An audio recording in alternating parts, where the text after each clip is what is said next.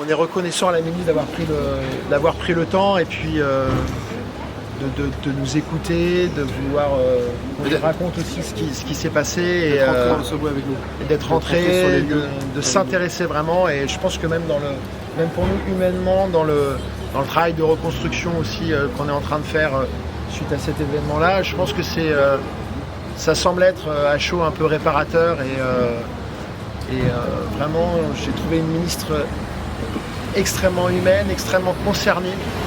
Et voilà, je pense que c'est dans ce genre de déplacement de terrain, peut-être qu'elle va pouvoir remonter et qu'on va pouvoir aider les habitants de Bijan et puis les habitants des QPV de Rennes parce qu'ils en ont grand besoin. C'est difficile à commenter, Charles, mais les suspects ont été arrêtés très rapidement.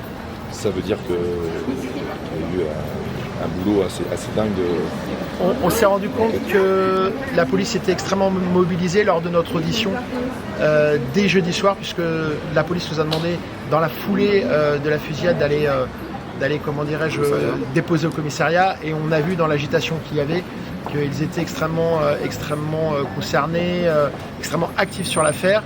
Et effectivement, quand on a appris que dans la nuit, ils avaient été arrêtés, même pour nous, ça a été un gros soulagement.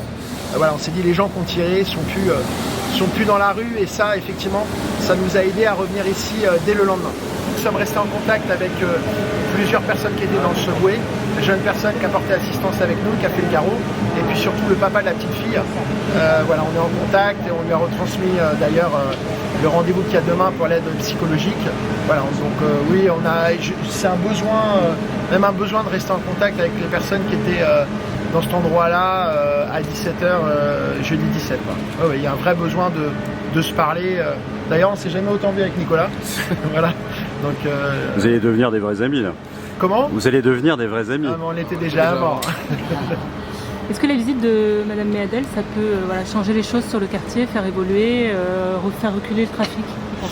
C'est forcément positif d'avoir une ministre qui vient sur place et qui ne fait pas juste passer, qui vient, qui s'arrête, qui parle, qui rentre. Voilà, on a vu son geste, elle est rentrée elle-même dans le subway, elle a été très délicate, elle nous a demandé si ça ne nous embêtait pas, elle nous a dit vous vous arrêtez là où vous sentez que vous devez vous arrêter. Moi, en tout cas, c'est la première fois qu'on la voyait et on a rencontré une ministre qui nous a semblé extrêmement humaine, donc extrêmement concernée. Donc c'est forcément bon pour la suite et pour les quartiers. Si je ne me trompe pas, vous êtes plusieurs fois exprimé pour pour l'armement de la police municipale. Est-ce que cet événement-là renforce votre opinion là-dessus ?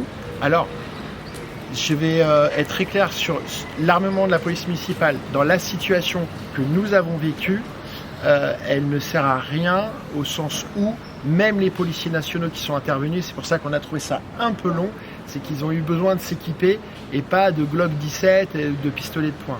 Ils sont arrivés extrêmement équipés, eux-mêmes avec des fusils, enfin des armes lourdes, avec des boucliers. Donc l'armement de la police municipale ne répond pas à la situation que nous on a vécue. Par contre, oui, à situation exceptionnelle, équipement exceptionnel, et oui, on continue de défendre avec notre groupe l'armement de la police municipale pour soulager la police nationale sur d'autres faits de violence qui ne sont pas des faits de tir à l'arme de guerre. Parce que comme nous a dit un policier lors de notre audition, il tire à 150 mètres, un policier municipal armé sera une cible comme n'importe quelle autre personne.